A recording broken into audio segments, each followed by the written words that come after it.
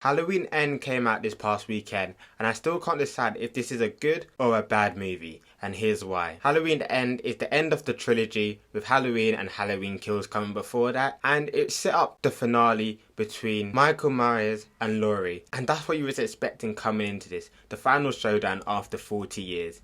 And we got something completely different in a sense, as we got a story more focused on Corey and Allison than Laurie and Michael Myers, and I feel like this had a potential to be a good movie. It is a good and enjoyable movie in some parts, however, it's not a good finale to this trilogy. As we start off the movie with a really well done intro following Corey and how he's the babysitter and how he ends up mistakenly killing their family's son, and how he gets vilified and becomes the new monster of the town now that Michael Myers has disappeared for the last 4 years. And I feel like a story where Corey becomes the villain and is vilified, becomes in a sense the new Michael Myers that everyone fears or everyone wants to vilify, could have been a good idea for a Halloween movie, and Corey teaming up with Michael Myers or personating Michael Myers could have ended up being a good movie. However, not in this movie. And after coming out of seeing it, I had to rewatch the trailer to see if they even marketed it right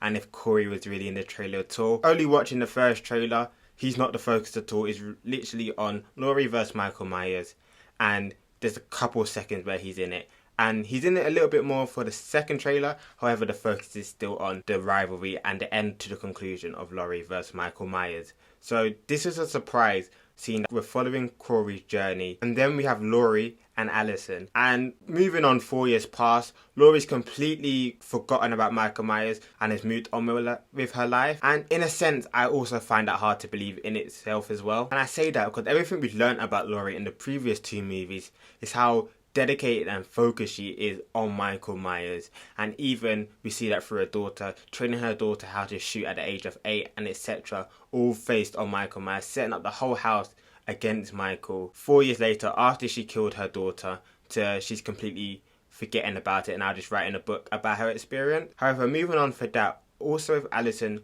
and Corey, and I find it quite hard to believe after everything they've been through for those 4 years and everything that they've happened together with Michael Myers, that she would leave her for Corey. And then when we finally do get to see Michael Myers in the movie, he's portrayed as being really weak, and I don't feel that was the best move to have it, especially in the end of a trilogy. And we have Corey getting knocked over, Michael dragging him into the cave just about to kill him, and he somehow sees through his eyes, somehow see through a vision or something that I don't know about. However, by looking at Corey, the past that he's gone through, and decides to spare him, and they end up teaming together, which in a way is a weird way to end the trilogy. However, as I said, in another movie, in another however many Halloween movies they've done, they could have done like another universe in a Halloween franchise where he ends up teaming up with Corey in some sense. I'm really going after the people that done Corey wrong, like the guy in the restaurant. And by making Michael seem weak, downgrades the eventual fight,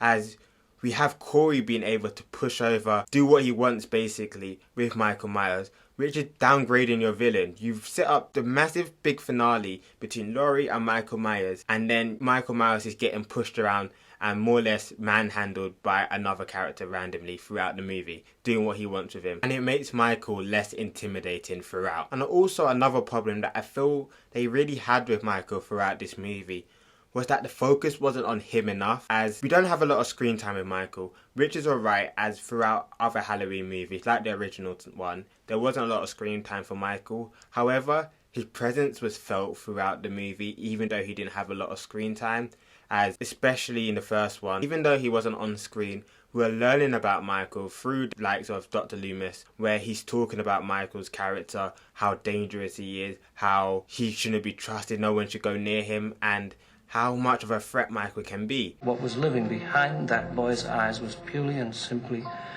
evil.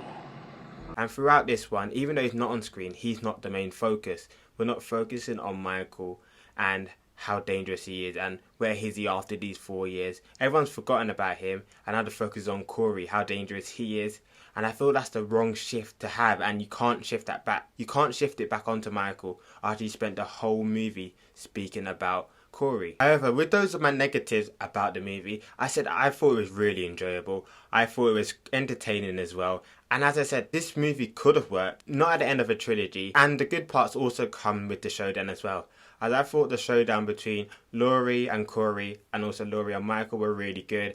And there were some nice kills in it, especially with Corey going around killing people in the Michael mask. And then having the kitchen showdown with Laurie pinning down Michael and ending up defeating him, slitting his throat and his wrist to make sure. And I thought for Laurie that was a satisfying way to end the conclusion, having your granddaughter Alison there with you as well at the end to help you. However, even at the moment, I thought it was a bit too rushed in the sense of how it got into it.